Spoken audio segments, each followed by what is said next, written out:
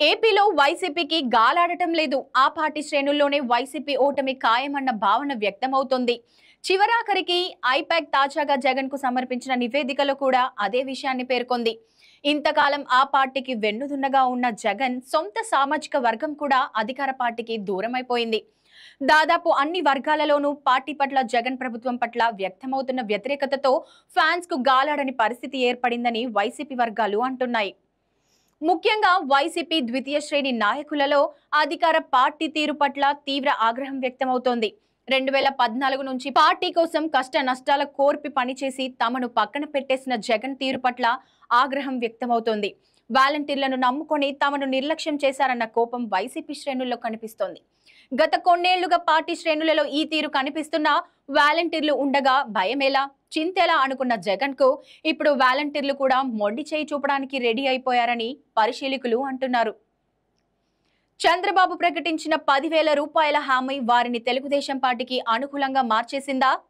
ప్రభుత్వం చెప్పినట్లల్లా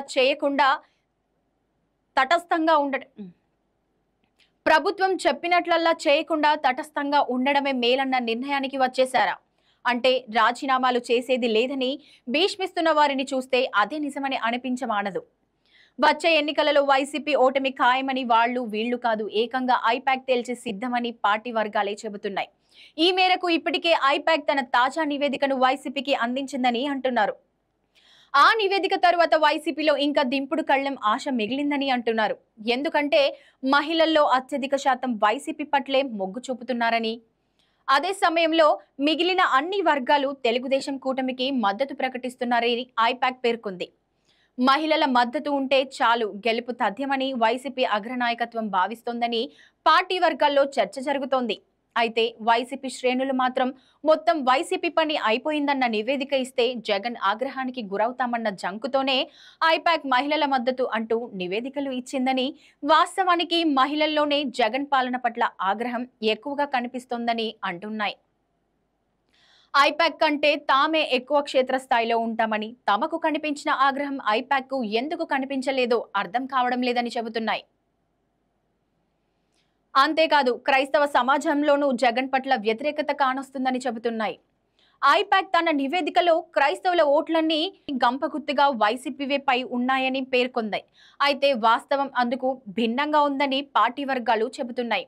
ఒక్క బీజేపీ పోటీ చేసే స్థానాలలో మాత్రమే కూటమికి ఒకంత ఇబ్బందికరమైన పరిస్థితి కనిపిస్తోందని పరిశీలకులు విశ్లేషిస్తున్నారు. అయితే కూటమి వ్యతిరేక ఓట్లు గంపగుత్తుగా వైసీపీ వైపే మళ్లే అవకాశం లేదని, ఆయా స్థానాల్లో వారు కాంగ్రెస్ వైపు మొగ్గు చూపుతున్నారని అంటున్నారు. ఇక ముస్లిం మైనారిటీల విషయంలో వారిలో అధికార వైసీపీ పట్ల తీవ్రమైన వ్యతిరేకత కనిపిస్తోంది. నిన్న మొన్నటి వరకు ముస్లిం మైనారిటీలంతా కూటమికే మద్దతుగా నిలిచారని, అయితే గత 2 రోజులుగా సార్వత్రిక ఎన్నికల ప్రచారంలో భాగంగా రాజస్థాన్ లో ప్రధాని మోదీ ఏపీ పేరు ప్రస్తావిస్తూ ముస్లిం రిజర్వేషన్లపై చేసిన వ్యాఖ్యలు వారిలో కూటమి పట్ల విముఖతకు కారణమయ్యాయని పరిశీలకులు విశ్లేషిస్తున్నారు. దీంతో రాష్ట్రంలో ముస్లిం మైనారిటీల కాంగ్రెస్ వైపు మళ్లే అవకాశాలు లేకపోలేదని చెబుతున్నారు. కడప, గుంటూరు, కర్నూలు, నంద్యాల వంటి ముస్లిం ప్రభావిత నియోజకవర్గాల్లో సైతం అధికార పార్టీ పట్ల స్పష్టమైన వ్యతిరేకత కనిపిస్తోంది. బీజేపీ పోటీ చేసే నియోజకవర్గాల్లో కూడా మైనారిటీలు వైసీపీ వైపు కాకుండా కాంగ్రెస్ వైపు చూస్తున్న పరిస్థితి కనిపిస్తోందని చెబుతున్నారు. అయితే తెలుగుదేశం, జనసేన అభ్యర్థులు పోటీ చేసే నియోజకవర్గాలలో మాత్రం ముస్లింల మద్దతు కూటమి అభ్యర్థులకే ఉంటుందని అంటున్నారు. మొత్తం మీద రాష్ట్రంలోని అన్ని వర్గాలలోనూ అధికార వైసీపీపై వ్యతిరేకత వ్యక్తమవుతుందని ఐపాక్ నివేదిక సహా ఇప్పటి వరకు వెలువడిన సర్వేల ఫలితాలన్నీ తేల్చేయడంలో మానసికంగా వైసీపీ నేతలు కూడా ఓటమి తప్పదన్న నిర్ణయానికి వచ్చేశారని, అది వారి ప్రచారంలో సరళిలో ప్రస్ఫుటంగా కనిపిస్తోందని పరిశీలకులు విశ్లేషిస్తున్నారు.